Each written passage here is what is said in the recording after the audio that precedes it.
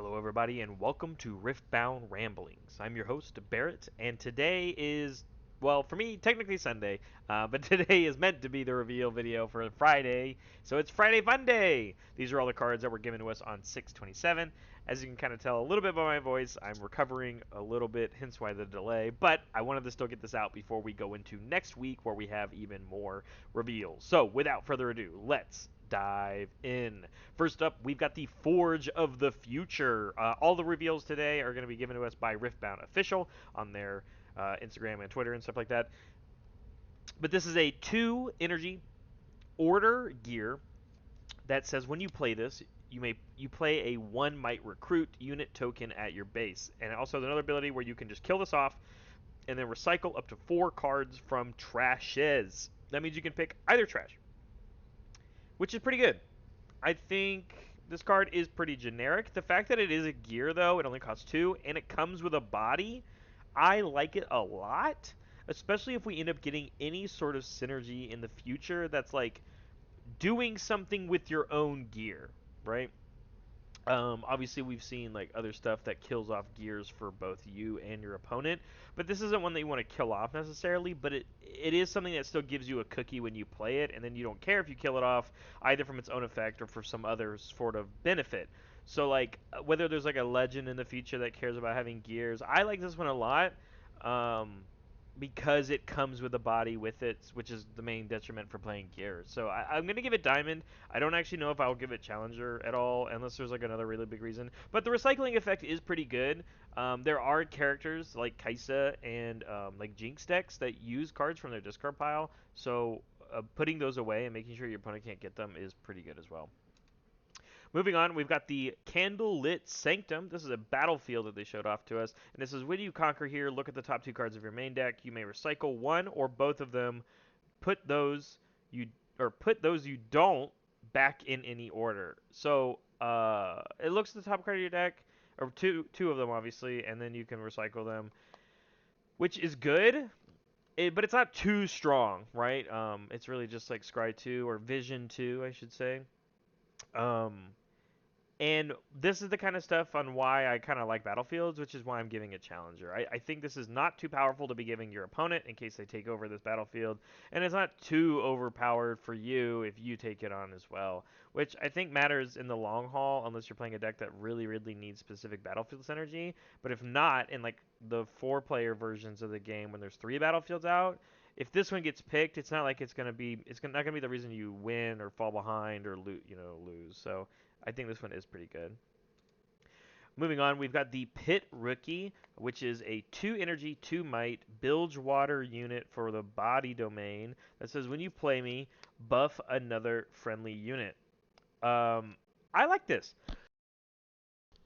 I think this is pretty good. I think the fact that it only costs 2 and it gives you a 2 might energy, or yeah, 2 for 2 energy, you get a 2 might body, and it's on play, so you can wait until obviously you have more units on board. I'm pulling up Cythria here because I already really like Cythria because of all the extra stuff that Cythria has gotten.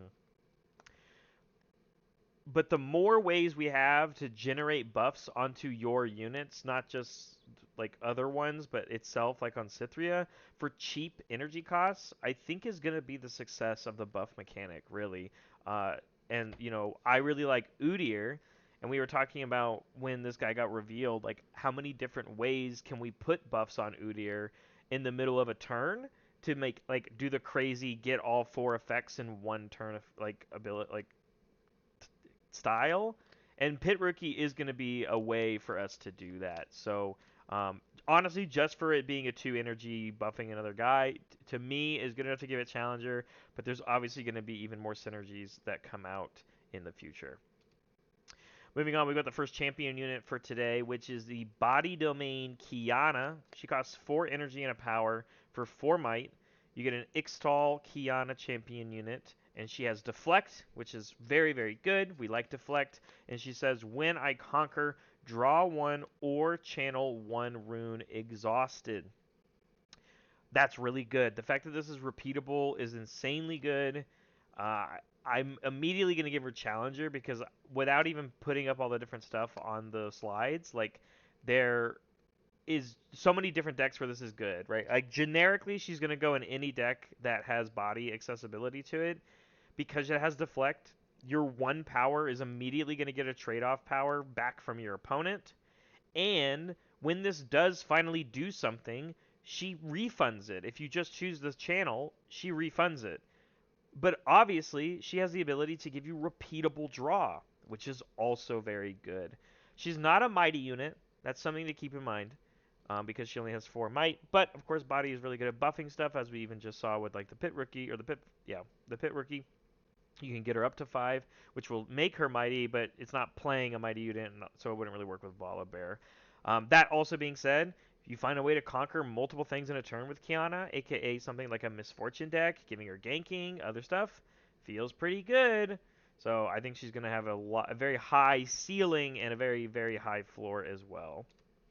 And then for the last card today, we have the Order Domain Karma Champion unit. It's 6 energy, 1 power for 6 might. And she Karma Ionia Champion unit, of course. She has Vision, so when you play her, you get to look card, top card of your deck, and you may put it on the bottom. And then she says, when you recycle 1 or more cards, you buff a friendly unit. So bare minimum, she is a 6 energy, 1 power, 7 might unit that let you Vision once. Why do I say 7 might? Because you can just buff her, which is good. Like I think that's good. And obviously she has direct synergy with some of the other stuff that we saw today, which was like the battlefield, which allows you to recycle things. Because whenever you recycle 1 or more cards, so when you conquer that, you get to put a buff on something. And I obviously put up Gymcraft Seer because not only does Gymcraft Seer also have Vision, but he gives your other vision or other units vision as well.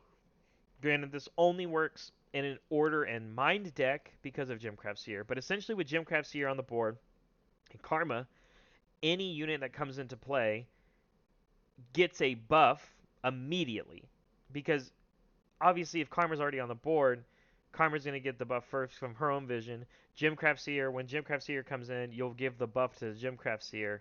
And then for any other unit that gets played, because they come in with vision, you're going to have the ability to recycle a card and then give them a buff, essentially. Now, again, you must choose to recycle the card to get the buff. So if you keep the card on top, you're not going to get the benefit. And I think that's the biggest reason why I have like a negative feeling towards Karma is if you really like the card on top of your deck, you're not going to get the benefits of doing the recycle mechanic. And also, like I said, you can only really do this in Victor, at least for this kind of combo. And I think for that reason, I'm just going to give her Diamond. But I think she has the potential to be really good. And I didn't put it anywhere on the slide, but I've got a feeling that Lux in the Proving Grounds product might be Mind and Order. Order because of Demacia themed stuff, and Mind because she's a spellcrafter, and I assume she's gonna be, or she's a mage, so I assume she's gonna be like casting a bunch of spells.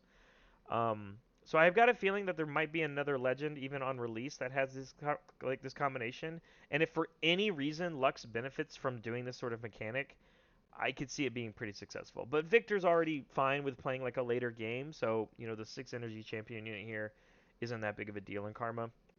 So it might be the only home that it really finds. But that's it for the card reveals. But they did give us another announcement.